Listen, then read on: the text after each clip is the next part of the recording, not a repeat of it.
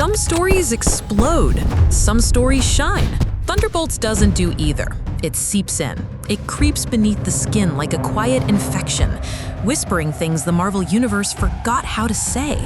It's not flashy, it's not fan service, it's not even fully polished, but it's awake. And in a universe drowning in noise, that makes it revolutionary.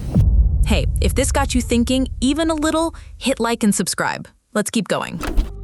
After the cultural behemoth that was Avengers Endgame, the Marvel Cinematic Universe began to spiral into a slow, creative drought. As Phase 4 and 5 progressed, audiences started asking a question that once felt unthinkable. Do these films even matter anymore? The answer, more often than not, felt like no. Thunderbolts doesn't fix the MCU, but it resists its decay. It pushes back, gently, uncertainly, by returning to character and theme instead of spectacle and synergy. It doesn't offer multiversal chaos, surprise cameos, or cosmic stakes. Instead, it asks what happens to the broken people left behind, the emotionally scarred, the manipulated, the forgotten. What makes Thunderbolts unique is not its ambition, but its restraint. It operates more like a quiet indie film trapped inside a corporate shell. Directed by Jake Schreier, known more for emotional clarity than action, and written by Eric Pearson and Joanna Callow, the film trades bombast for introspection. It may not change the MCU's course, but it remembers what storytelling is for, making us feel something again. Valentina Allegra de Fontaine, a shadowy figure within U.S. intelligence, assembles a covert team of superpowered misfits: Yelena Belova, Florence Pugh, U.S. agent John Walker, Wyatt Russell, Ghost, Hannah John Kamen, and Taskmaster, Olga Kurylenko. Their mission is unclear, their trust in each other non-existent, and their moral compasses fractured. As the team unravels the layers of their assignment, they realize they've been pitted against one another. The goal? Mutual elimination. But their infighting halts when they encounter Bob, a quiet, amnesiac man who carries a powerful secret. The second half of the film becomes a psychological drama where each character must confront their trauma and past complicity. Valentina's manipulations are unmasked, but so too are the lies these characters have told themselves. The final confrontation is not won through brute force, but through collective reckoning, through empathy, through refusal to obey. Structurally, Thunderbolts adheres to a conventional three-act model, but subverts expectations in how those acts unfold. The first act establishes familiar Marvel territory, reluctant allies, sarcastic banter, and uneasy missions. But it purposefully drags its feet, stretching discomfort and confusion across longer beats, allowing the dysfunction to fester instead of charming its way into camaraderie. The second act is where the film earns its depth. Bob's presence is the narrative catalyst that transforms the story's tone from team-up formula to existential dissection. He is not a typical hidden weapon, but rather a metaphor for the system's negligence. Each character, in their own way, becomes a case study in moral exhaustion.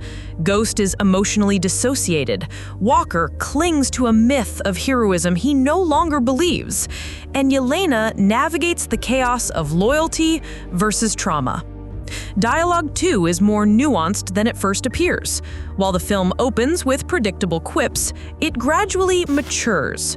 By the time characters begin to confront their pasts, the script allows silences to speak louder than words.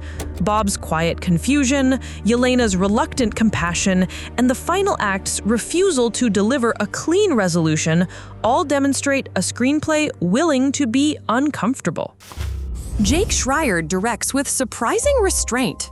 Unlike many MCU films that bombard audiences with constant movement and kinetic over-editing, Thunderbolts is still.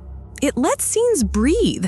There's space in the frame, literal and emotional, for characters to exist without always performing. This stillness is not accidental. It mirrors the film's concern with burnout, disillusionment, and social fatigue. The characters are tired. not from battles, but from being used. Schreier's camera lingers on quiet gestures, Yelena staring into nothing, Ghost twitching with anxiety, Bob struggling to remember who he is. These aren't action beats, they're survival moments. Socially, the film critiques the militarization of trauma. It portrays how systems consume damaged individuals for their usefulness, only to discard them when inconvenient. Valentina doesn't represent evil. She represents a structure that has normalized emotional exploitation. That message is timely in a world where workplaces and governments increasingly treat humans as data points and resources, not individuals. Florence Pugh once again proves why she's become the emotional core of the post-Romanoff MCU. Her Yelena is weary, guarded, angry, but never theatrical. Pugh understands grief not as something to scream, but something that calcifies beneath the skin. Every look she gives, every hesitation, holds narrative weight. Lewis Pullman's performance as Bob Sentry is a quiet triumph. He never overplays the duality between his soft-spoken self and the godlike force within. Instead, he plays Bob as a man terrified of both power and powerlessness. His moments of stillness, when he listens more than he speaks, become the emotional gravity well of the film. Supporting performances vary. Wyatt Russell's U.S. agent is brutish and hollow, which works for the character's decaying nationalism. David Harbour brings levity, but also familial tenderness when paired with Pugh. Hannah John Kamen and Olga Kurylenko are underused, though their presence adds texture. Julia Louis-Dreyfus remains the film's weakest link, a miscast antagonist whose scenes feel tonally disjointed. Visually, Thunderbolts is a departure from recent Marvel gloss. The cinematography favors muted palettes, cold grays, sickly blues, washed-out greens. It's not beautiful, but it is expressive. The color scheme reinforces the film's emotional bleakness without becoming monotonous. Scenes are grounded, actors share physical space, and there's a welcome absence of green screen haze. It's tactile. Some Lux's score deserves special mention. It's haunting, minimal, and thematically coherent. Unlike the bombastic horns and swelling strings of typical Marvel fare, this score underscores isolation, confusion, and internal collapse. You feel the emptiness, and that's the point. Thunderbolts is not a perfect film. It's not a franchise reset. It's not even particularly fun in the traditional Marvel sense. But it is necessary. It's the first MCU film in years that treats its audience like adults, emotionally, intellectually, thematically. By centering flawed, discarded individuals, the film becomes a commentary on institutions that discard people when they're no longer useful. Its real antagonist isn't Valentina. It's the ideology of disposability, of performance over personhood. In a world obsessed with optimization and branding, Thunderbolts whispers something radical: that pain deserves space, that people aren't projects, that survival is, sometimes, enough. Will this film change Marvel's direction?